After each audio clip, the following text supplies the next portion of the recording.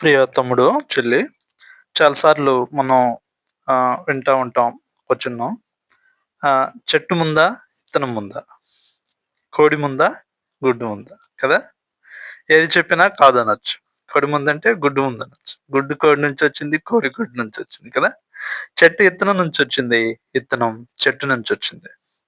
దీని గురించి మనం ఆలోచిస్తా ఉన్నప్పుడు సృష్టి ఎలా స్టార్ట్ అయింది అనేది చాలా ఆసక్తికరంగా ఉండిద్ది. సృష్టిని గురించి మనం ఆలోచించినప్పుడు అద్భుతమైనటువంటి వివరణ మనకి ఆదికాండము మొదటి అధ్యాయంలో ఉండిద్ది. దేవుడు 6 దినాల్లో సృష్టిని ఆహ్, తయారు చేశాడు. సృష్టించాడు. ఈ సృష్టిలో మనం చూస్తున్న వాటన్నిటిని కూడా దేవుడు 6 దినాల్లో సృష్టించాడు. ఆదికాండము ఈ విధంగా స్టార్ట్ అయింది. ఆదియందు దేవుడు భూమి ఆకాశములను సృజించాడంట. భూమి నిరాకారముగాను, శూన్యముగాను ఉంది. చీకటి అగాధ జలముల పైన కమ్మి ఉంది. చీకటి. ఒకసారి మనం కళ్ళు మూసుకుంటే ఏం కనపడదు. స్టార్టింగ్ భూమి ఈ సృష్టి లేనప్పుడు మొత్తం చీకటి. మొత్తం చీకటి.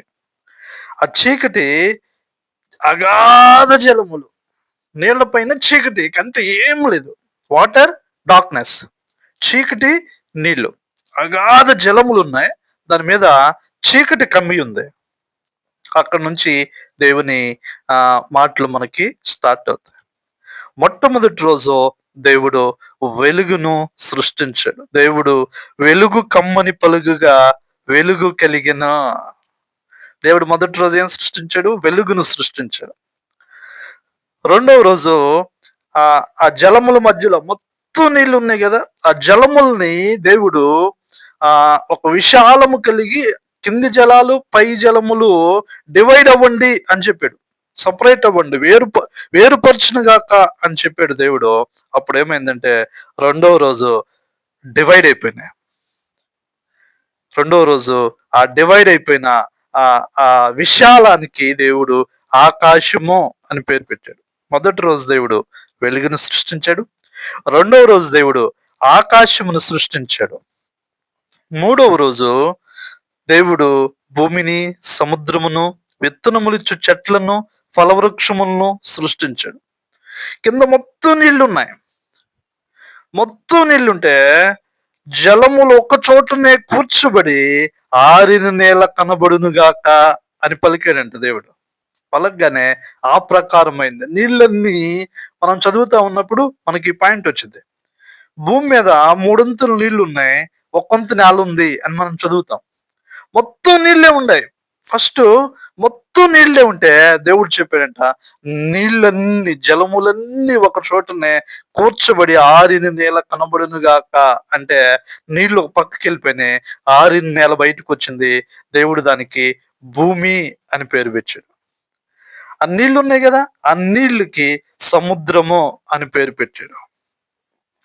విత్తనములిచ్చు చెట్లను పుట్టించునుగాక అని పలికాడంట దేవుడు. ఎందుకంటే ముందు చెట్టు వచ్చింది, విత్తనం కాదు.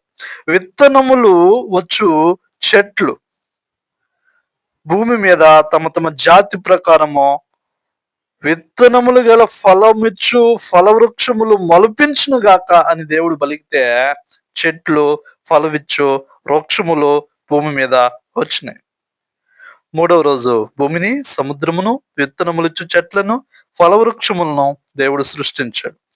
నాలుగవ రోజు దేవుడు పెద్ద జ్యోతిని, పగటిని ఏలుటకు పెద్ద జ్యోతిని, రాత్రిని ఏలుటకు చిన్న జ్యోతిని, నక్షత్రములను దేవుడు సృష్టించాడు. సూర్యుడిని, చంద్రుణ్ణి, నక్షత్రాల్ని దేవుడు సృష్టించాడు.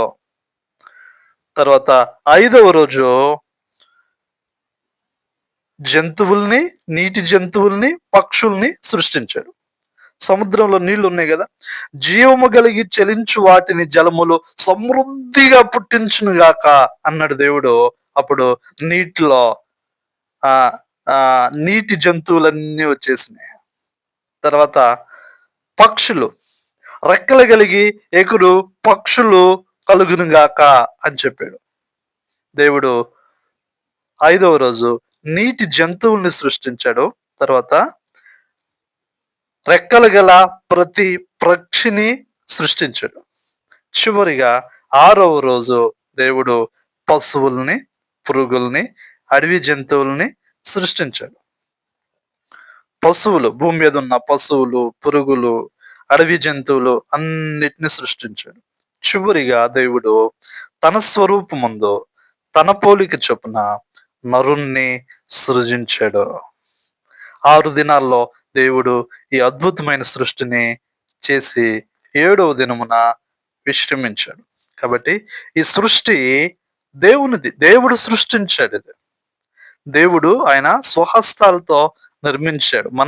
మనం చూస్తున్న ఈ సృష్టి అంతా కూడా దేవుడు ఆయన సృష్టించాడు.